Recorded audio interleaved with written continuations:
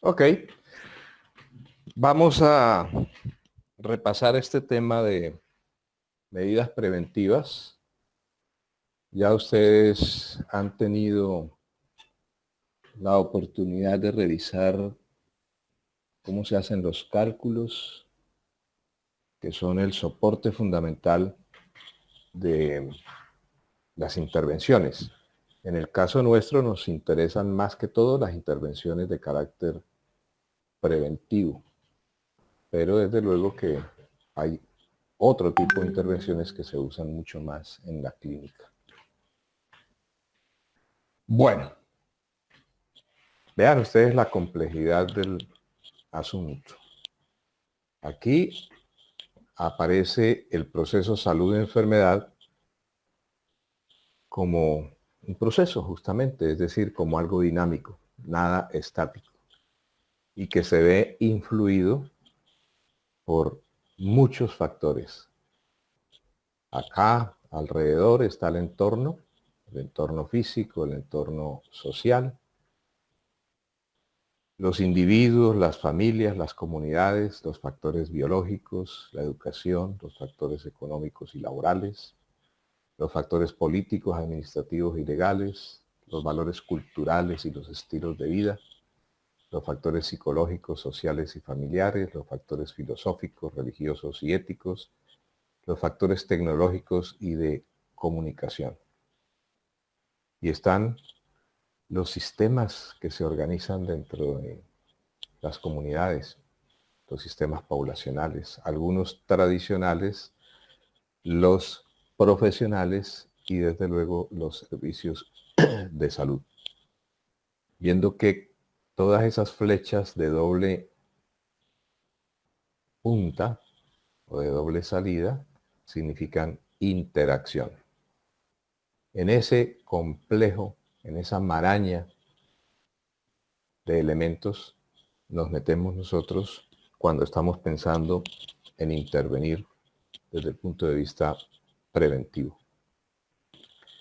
Aquí están algunos elementos que se usan dependiendo del paradigma en el cual uno esté trabajando, de la teoría sobre el salud y enfermedad que uno esté manejando.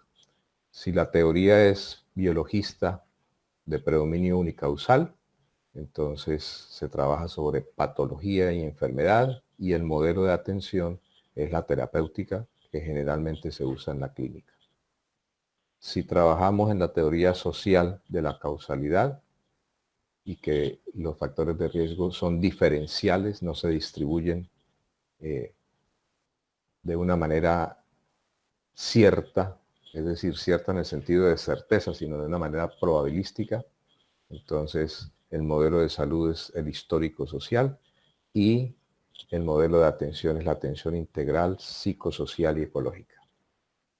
Si por otro lado la teoría o el paradigma que predomina la mentalidad es ecológica y multicausal, entonces el modelo de salud es la historia natural y social de la enfermedad que vimos desde la epidemiología y el modelo de atención sería la organización de los niveles de prevención. Prevención primaria, que actúa sobre el periodo prepatogénico de la historia natural de la enfermedad, y prevención secundaria y terciaria, que actúan sobre el periodo patogénico de la historia natural de la enfermedad, de acuerdo con lo que pensaron hace muchos años los doctores Lebel y Clark.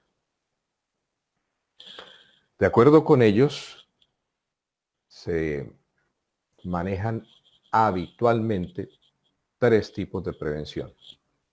Ya veremos que hoy en día hay una corriente que maneja incluyendo un nivel de prevención primordial antes que el primario, y hay otra corriente que maneja un nivel de prevención cuaternario después que el terciario. Pero por ahora, concentrémonos en los tres niveles clásicos. La prevención primaria. La prevención primaria actúa fundamentalmente sobre los factores de riesgo del medio ambiente. Tiene, por lo tanto, una base colectiva, una base comunal, una base poblacional. Y establece medidas de protección de la salud, es decir, mantener a los individuos y a las comunidades sanos. También actúa la prevención primaria sobre factores de riesgo de la conducta, es decir, de los estilos de vida. Tiene una base individual y se desarrolla a través de actividades de carácter general, que son todas las de promoción de la salud, y de carácter específico de prevención de la enfermedad. Ya veremos algunos detalles de cómo se diferencian y algunos ejemplos de cada una de estas intervenciones. El objetivo fundamental de la prevención primaria es mantener a la gente sana. Por lo tanto, en términos epidemiológicos, el objetivo es reducir la incidencia. ¿Y cómo se puede reducir la incidencia de las enfermedades o de los eventos en salud? Lo que se ha demostrado que tiene mayor importancia, no solo ahora, sino a futuro, la tendencia es la educación sanitaria fundamentalmente basada en el consejo médico. ¿Y cuál es el consejo médico? El consejo que nosotros le podemos dar a cada persona en el consultorio, en el momento de la consulta. Eso es lo que la gente tiene más claro y es lo que la gente más aprende y es lo que la gente más cree. En segundo lugar, las inmunizaciones. Eso no tiene ninguna duda. Ustedes conocen el tema de las vacunaciones. Sería interesante repasar eso, pongámoslo de tarea. ¿Cuáles son las enfermedades inmunoprevenibles que están dentro del calendario en Colombia? No solamente para los niños, sino también para los adultos. El otro elemento que se utiliza para reducir la incidencia es la quimioprofilaxis. Se llama quimioprofilaxis cuando actúa sobre enfermedades infecciosas. Ejemplo de ese tipo de actuaciones, el uso de la isoniazida, por ejemplo, para el caso de algunas afecciones, como la tuberculosis, el uso de la rifampicina, por ejemplo, para el caso de algunas otras afecciones. Una puede ser la tuberculosis, pero también la meningitis meningocócica, o el uso, por ejemplo, de la cloroquina para prevención de la malaria en zonas maláricas. Y el equivalente de la quimioprofilaxis para enfermedades crónicas que se denomina quimioprevención y que hoy en día está en boga. Valdría la pena que ustedes buscaran alguna información, podría ser esa también una tarea, sobre el uso que se le está dando a ciertos estrógenos y al tamoxifeno, los betacarotenos, la vitamina A y los retinoides para prevenir ciertos tipos de cánceres. Si ese tipo de investigaciones logra demostrar buenos resultados, estaríamos ante un nuevo paradigma para manejar el tema del cáncer. O, por ejemplo, también el uso de la aspirina para prevenir el infarto al miocardio o el uso de la lovastatina o atorvastatina para disminuir la hipercolesterolemia y por ende también evitar a futuro complicaciones como los infartos cardíacos o los infartos cerebrales. La prevención secundaria se refiere fundamentalmente al diagnóstico clínico rápido, temprano y al tratamiento precoz. El diagnóstico clínico generalmente se acompaña de pruebas diagnósticas. Pruebas diagnósticas que pueden ser de laboratorio o que pueden ser de gabinete, como las imágenes. Y ese diagnóstico y ese tratamiento precoz se puede hacer a dos niveles. A nivel poblacional, la población en general, que tiene el problema de los altos costos, el bajo seguimiento, la angustia innecesaria en falsos positivos y la acción tardía o no atendida en verdaderos positivos. O concentrarse en grupos de alto riesgo. Si se concentra en grupos de alto riesgo, entonces aumenta el valor predictivo positivo y se puede incidir en las tasas de mortalidad. Recuerden ustedes que esto del valor predictivo positivo, los falsos positivos, los verdaderos positivos, también forman parte del uso de la tabla de 2×2 que repasamos en días pasados y que ustedes vieron ampliamente tanto en estadística como en epidemiología.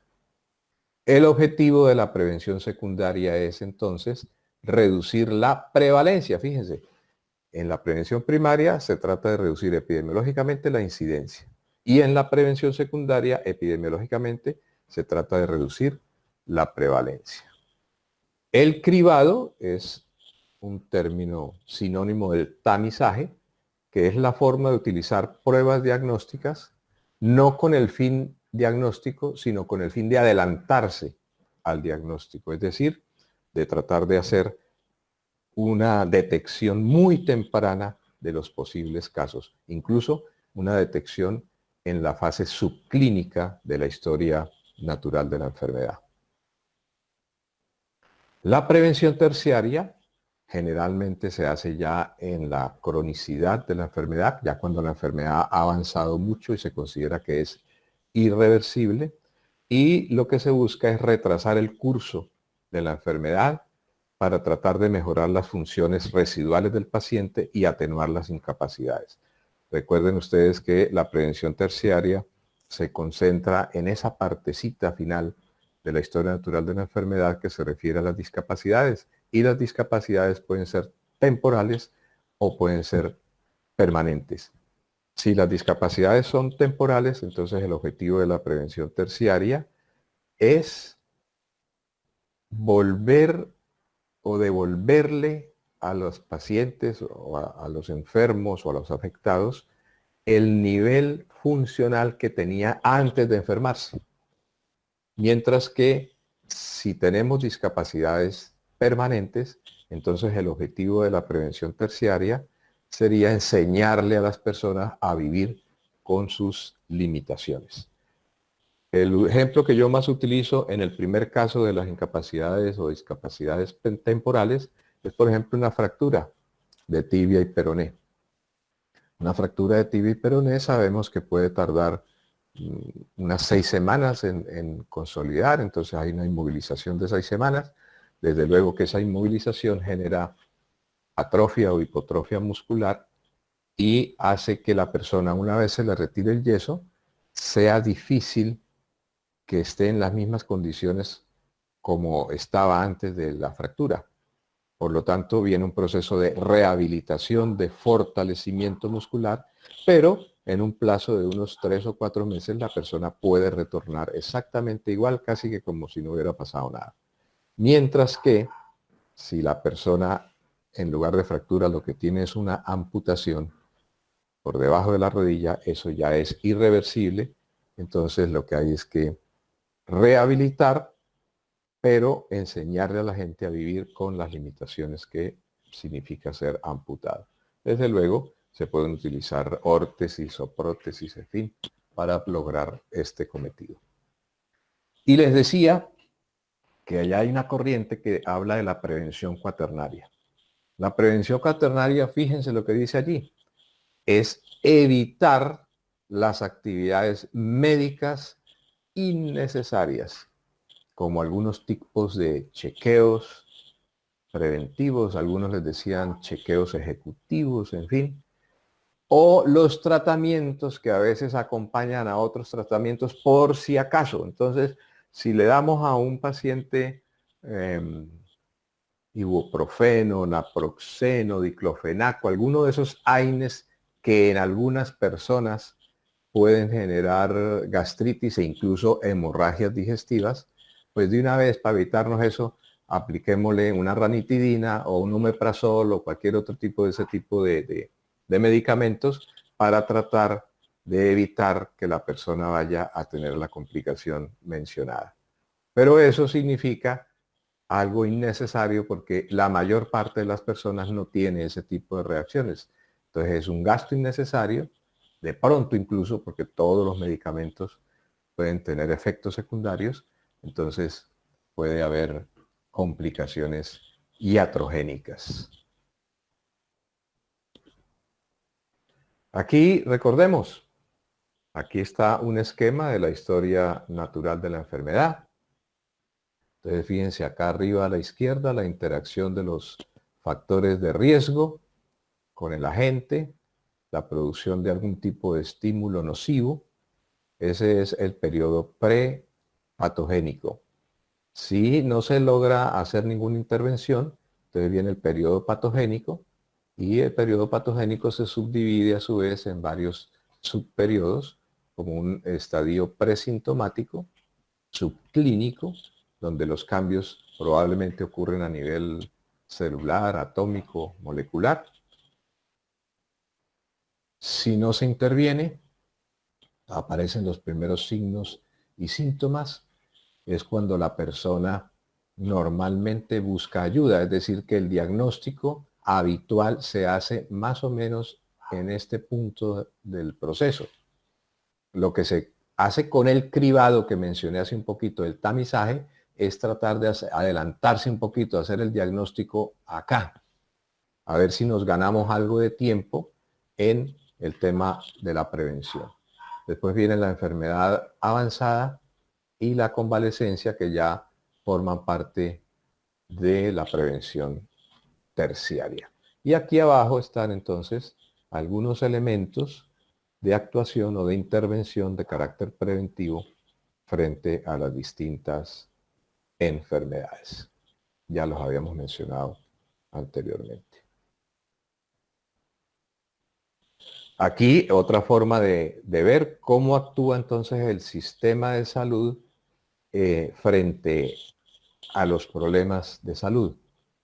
Entonces, puede trabajar en el fomento y la defensa de la salud o puede trabajar en la restauración de la salud. Si se decide por el lado del fomento y la defensa de la salud, puede hacer acciones sobre el medio ambiente, es protección de la salud. Acciones sobre el individuo, promoción y prevención. En el medio ambiente puede irse por el lado del saneamiento ambiental, que se refiere fundamentalmente a agua, suelo y excretas, o puede actuar sobre la higiene alimentaria.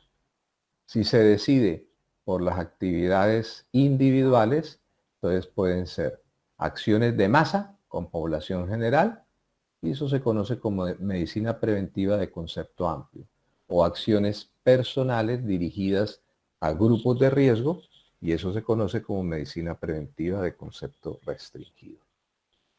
Y si se decide actuar por el lado de la restauración de la salud, que eventualmente hay que hacerlo también, entonces puede haber asistencia primaria o asistencia hospitalaria. Más que todo la primaria a nivel de consulta externa y todo lo que se conoce como el primer nivel de atención. En el caso de Cúcuta, por ejemplo, todo lo que hace INSALUD.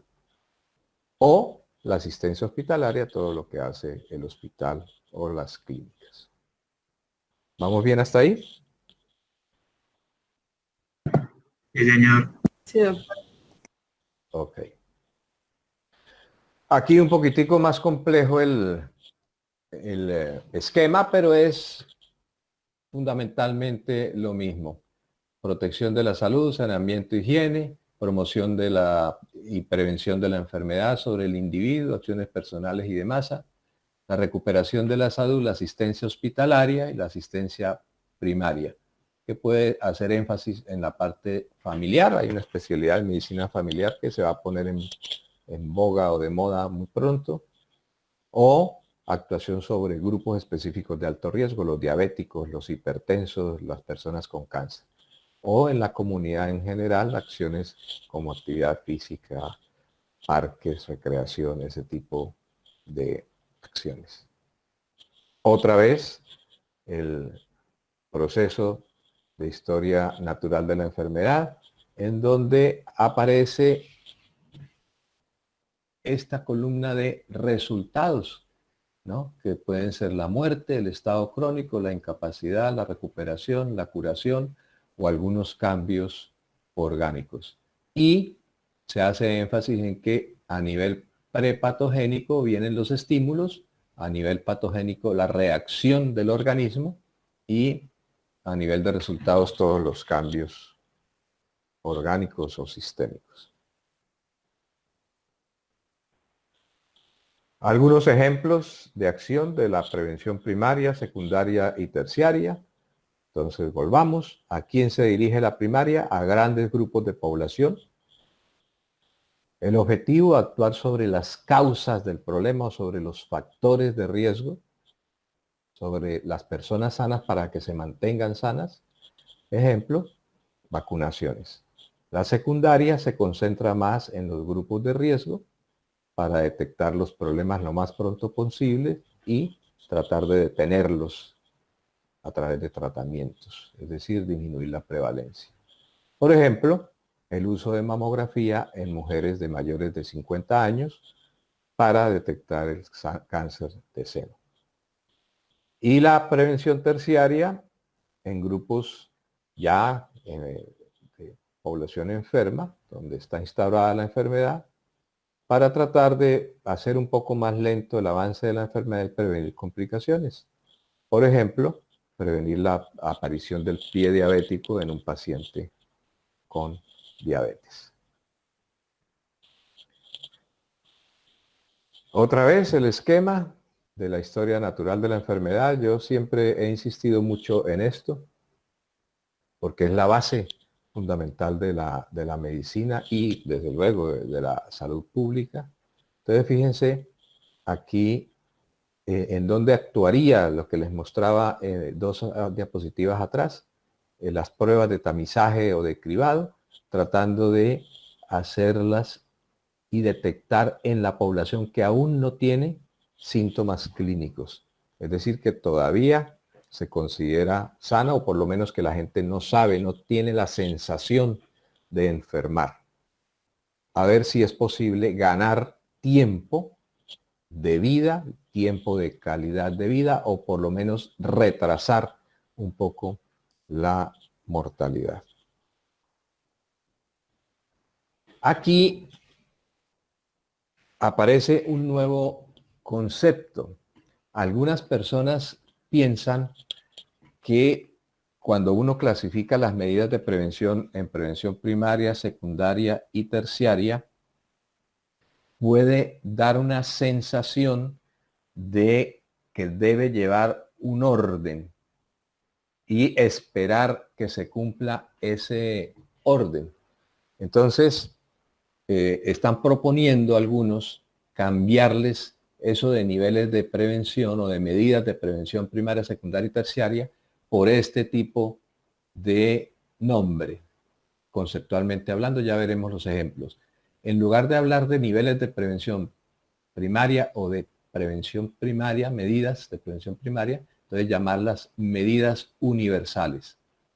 En lugar de decir medidas de prevención secundaria, entonces medidas selectivas. Y en lugar de medidas de prevención terciaria, entonces medidas indicadas.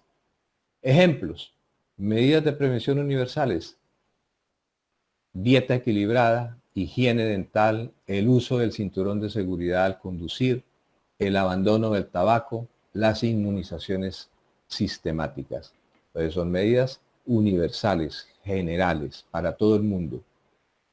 Mientras que las medidas de prevención selectivas serían, por ejemplo, la vacunación antirrábica para el personal que trabaja con perros, por ejemplo. La vacunación antigripal para las personas de más de 65 años. Esa es la famosa vacuna contra la influenza. Y que seguramente si aparece la vacuna contra el COVID-19, seguramente entrará en esa categoría de medidas de prevención selectivas, por lo menos al comienzo. El uso del casco protector en los trabajadores de la construcción, el abandono del alcohol y de ciertos fármacos en las mujeres embarazadas.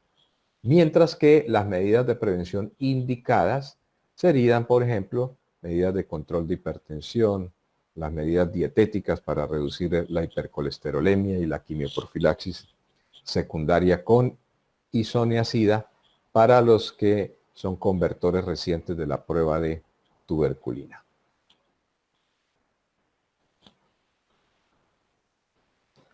Esta tabla de 2x2 se diseña para ver desde el punto de vista de la visión del médico, que sería como la parte normativa, el patrón, la parte objetiva, y desde el punto de vista de la visión del paciente, la sensación de enfermarse. Y entonces, fíjense ustedes, se construye igual que la tabla de Oscar II, simplemente que no se ponen números, sino que se ponen las distintas niveles de prevención. Entonces, cuando la persona siente que no está enferma y el médico considera que no está enferma, entonces se hacen medidas de prevención primaria.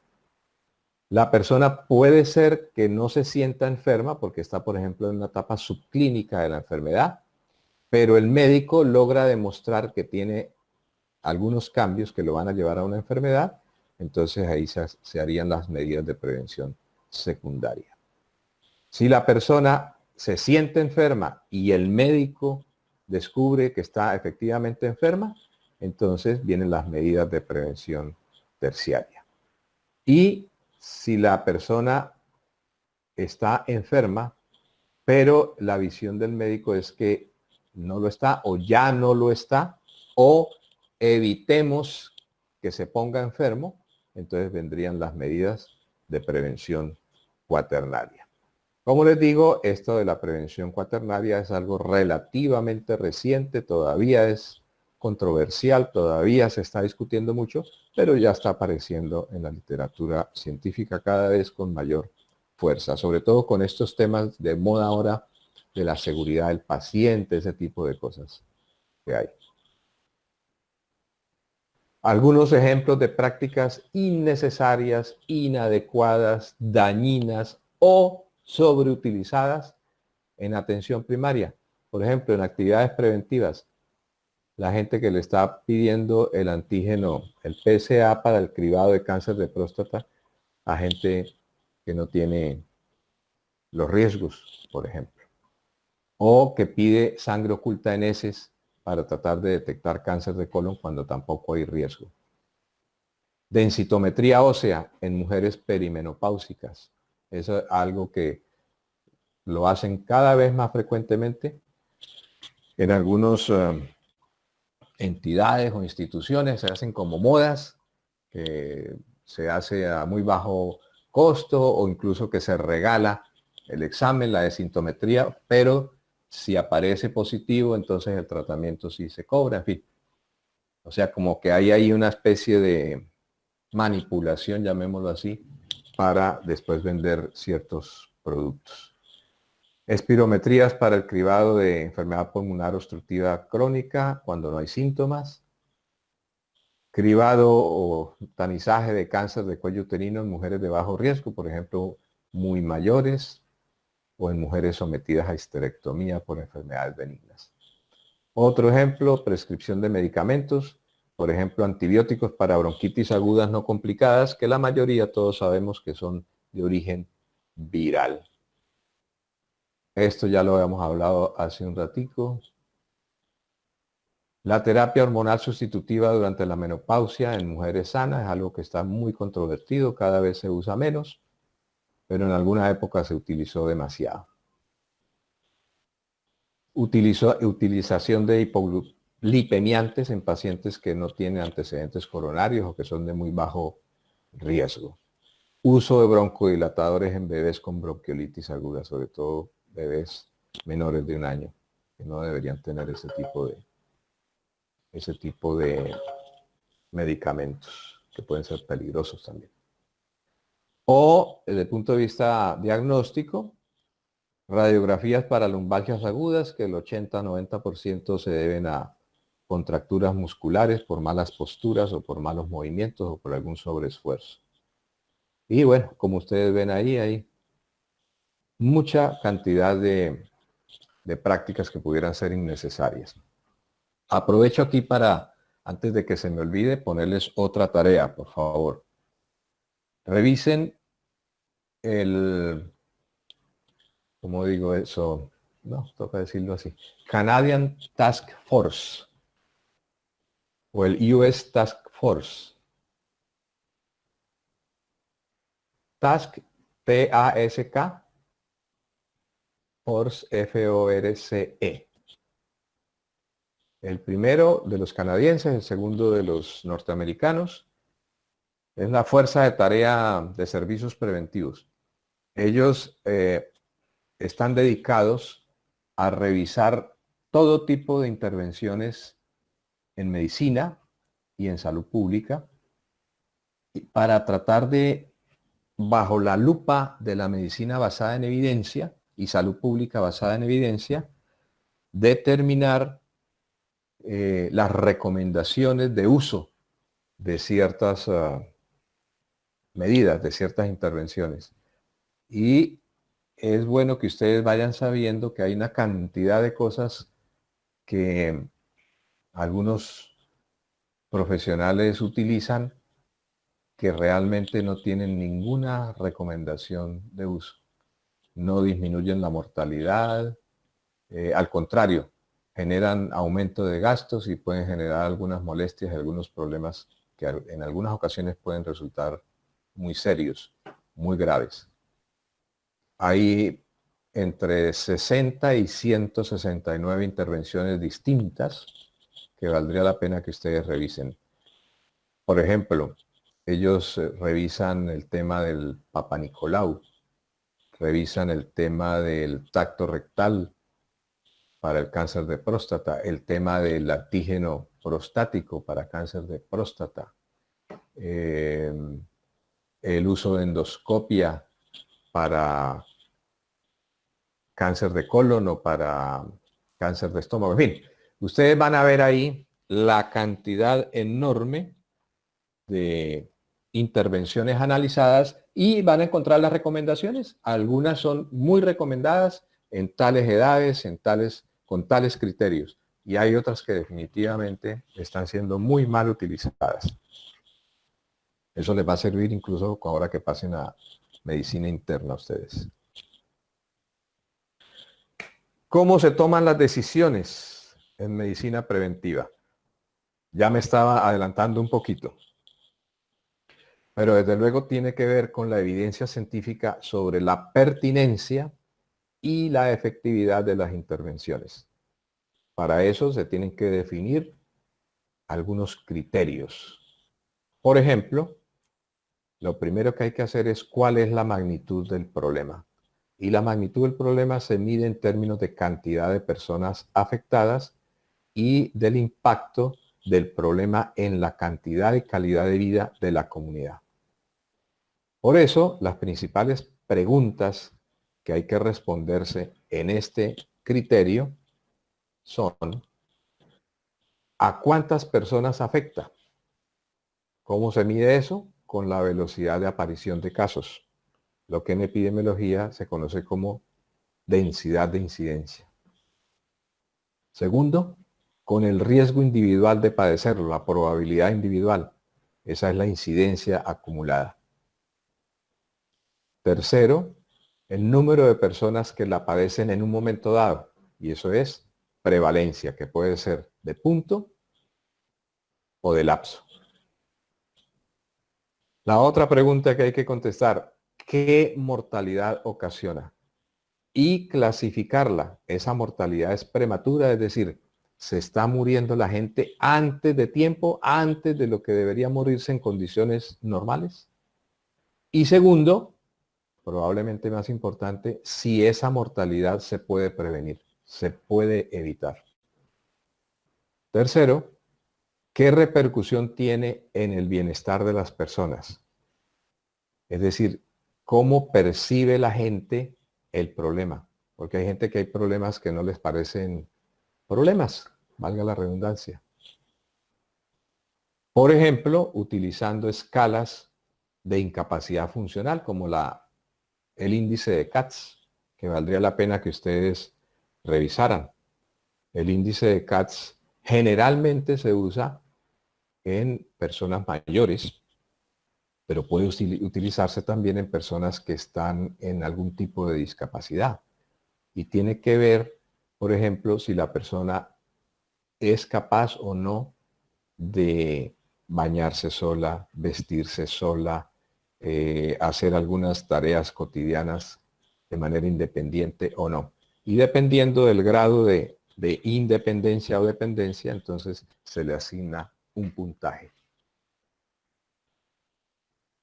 Otro elemento importante, pérdida de la calidad de vida y de función social para la persona. Es decir, ¿qué significa el problema? Por ejemplo, estamos en el COVID y de alguna manera se ha estigmatizado a los mayores de 70 años, cuando les han dicho, ustedes tienen que quedarse en la casa. Claro, la medida es de carácter preventivo, hay que evitar que sufran algún daño, pero el encerrarnos en la casa significa que ellos pueden o tienen que dejar de hacer lo que habitualmente hacen. Yo conozco personas de 70 o más años que se levantan temprano todos los días, que riegan el prado, que le dan comida a los animalitos si hay animalitos en la casa, que leen la prensa, que salen al banco a hacer alguna vuelta, que salen al supermercado a hacer alguna compra y ahora, no, porque tiene 70 años, entonces a la casa encerrados. Eso significa pérdida de calidad de vida y de función social. Pero también hay que mirar la familia. ¿Cuál es la percepción de malestar que tiene la familia sobre el problema? ¿Y cuáles son los costos que le genera a la familia el cuidado de la persona? Por ejemplo, si una persona termina en cama por algún tipo de discapacidad, entonces seguramente hay que contratar a alguien para que la cuide, porque los otros de la casa tendrán que salir a trabajar, tendrán que salir a estudiar. Eso significa un costo adicional que con frecuencia es elevado. Pero también hay que pensar en la parte social. ¿Qué pasa con el uso de los servicios sociales? El tema de las prestaciones sociales, por ejemplo, las pensiones, la invalidez, la beneficencia y algo aún más cerquita, el ausentismo laboral o el ausentismo escolar que afecta a toda la sociedad. Y ejemplos los estamos viendo justamente en este momento con el caso de la pandemia del COVID-19. Otro elemento que se tiene que tener en cuenta es la efectividad de la intervención preventiva.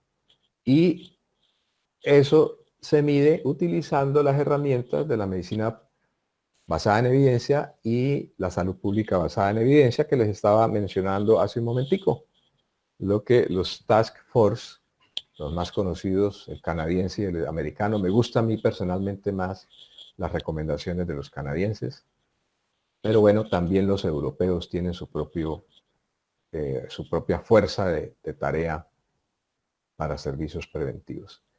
Y entonces ellos, ¿qué hacen? Definir criterios para definir los niveles de calidad de la evidencia, evaluar la calidad científica de los estudios realizados y los resultados obtenidos y formular guías de recomendaciones preventivas.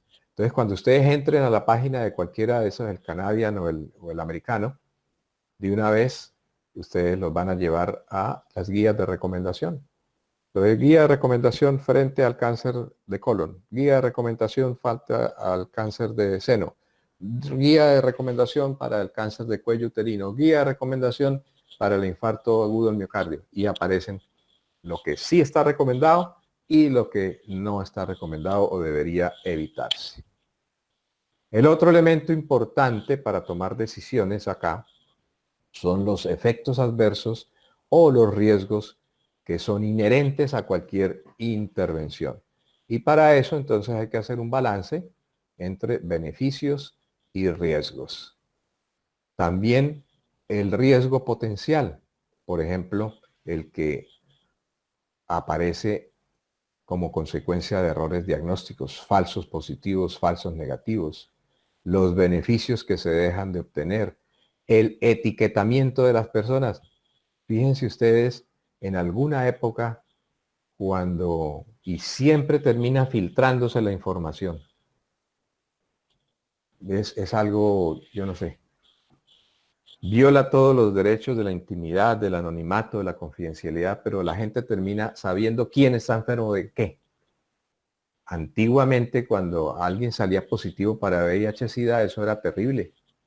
Y fíjense lo que pasa con el COVID-19, que incluso aún sin ser positivo, los médicos y las enfermeras en algunos sitios del país y en algunos sitios del mundo, porque no es solamente de Colombia, están siendo atacados por el solo hecho de tratar de salvar, de ayudar, de cuidar a los enfermos de COVID-19. Se etiqueta a las personas y de esa manera se les puede hacer daño. Y el otro criterio es el de la aceptación y los costos por parte de la comunidad y de los profesionales de la salud. En primer lugar, lo que tiene que ver con la adhesión y cumplimiento de la intervención. Fíjense ustedes, propuesta, cuarentena, aislamiento, distanciamiento social, lavado de manos, uso de tapabocas. Y ustedes se dan cuenta que la gente en algunas ocasiones no lo hace. Hacen fiestas, se quitan el tapabocas, no se lavan las manos y ahí vienen todos los problemas. Y el otro elemento importante acá es la cobertura de la población, ya lo habíamos mencionado anteriormente. Si se concentra solo en grupos de alto riesgo o si se actúa sobre la población general. Esos son entonces los elementos para tomar decisiones sobre las intervenciones preventivas en medicina y en salud pública. Y todo eso nos lleva a un nuevo concepto de salud positiva, que nosotros vamos a repasar seguramente porque algunos de ustedes van a hacer esa exposición al final del curso.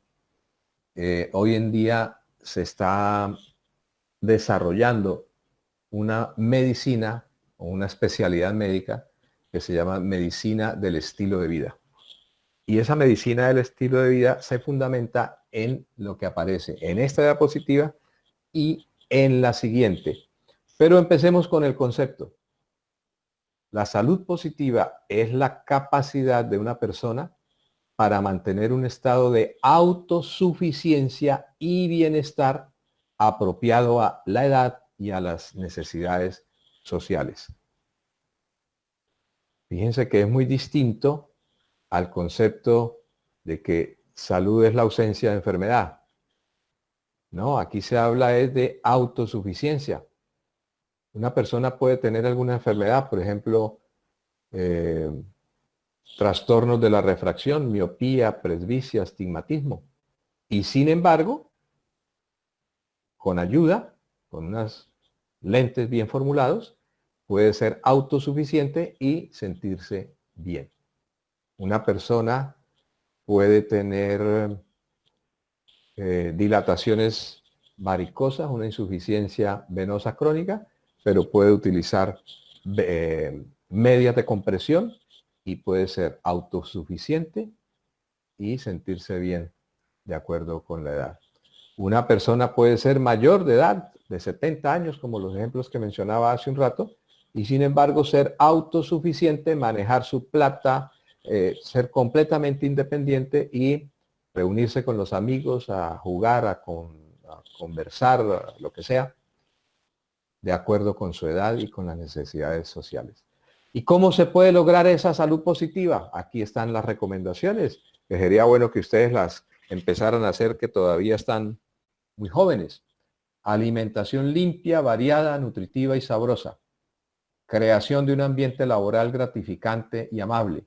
Ejercicio físico moderado y relajante.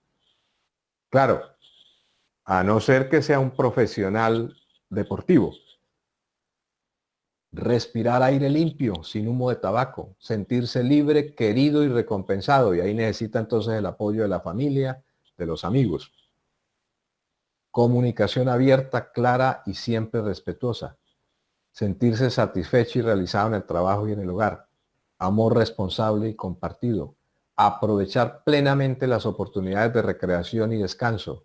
Disfrutar de la buena música, el cine, el teatro y la lectura de los autores clásicos. Desarrollar la empatía, autoestima y respeto a las opiniones y creencias de otros. Fomentar relaciones de solidaridad, cooperación mutua y equidad. Beber con deleite una taza olorosa de café o de té. impulsar la creatividad y la originalidad personal, sentarse al sol, disfrutar de las plantas, las flores, los jardines, habilidad para negociar, concertar y trabajar en equipo, ser tolerante, con apertura y flexibilidad mental, promover el bienestar propio, la autosuficiencia y la superación personal. Pero si esto les pareció demasiado largo, hay un autor norteamericano que ha revisado la literatura y ha encontrado asociaciones estadísticas entre estos 7 factores y una buena salud y longevidad humana. Primero, no fumar ni consumir drogas psicotrópicas. Segundo, mantenerse dentro del peso corporal ideal con una variación de 9 kilos. Eso equivale a la desviación estándar, ¿no? No beber alcohol o hacerlo moderadamente. Dormir 7 o más horas durante la noche. Hacer 3 comidas al día procurando comer pocos bocadillos entre ellas. Desayunar todos los días y mantenerse físicamente activo. Según este señor, que ha revisado la literatura y ha encontrado asociación estadística entre esos factores y la buena salud y la longevidad sobre todo, entonces estos serían los consejos que no podría uno echar a la basura. Esa es la referencia bibliográfica fundamental del tema de hoy. ¿Preguntas?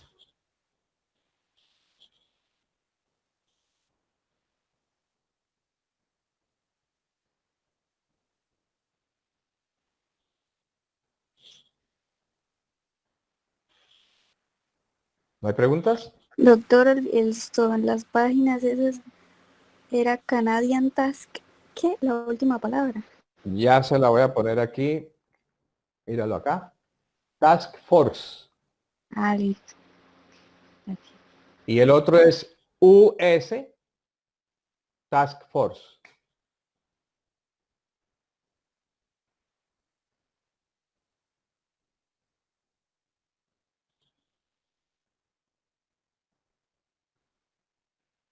¿Alguna otra pregunta?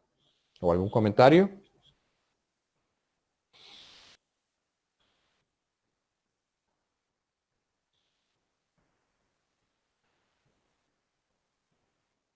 Bueno, entonces dejamos por hoy así. Ya tienen ustedes esas tareitas. La semana entrante empezamos con ustedes. Me contarán. Como todos van a leer y van a preparar, yo a cualquiera le digo, cuénteme qué encontró o qué dificultades tuvo sobre tal cosa.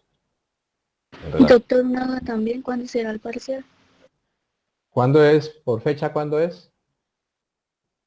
¿Por calendario?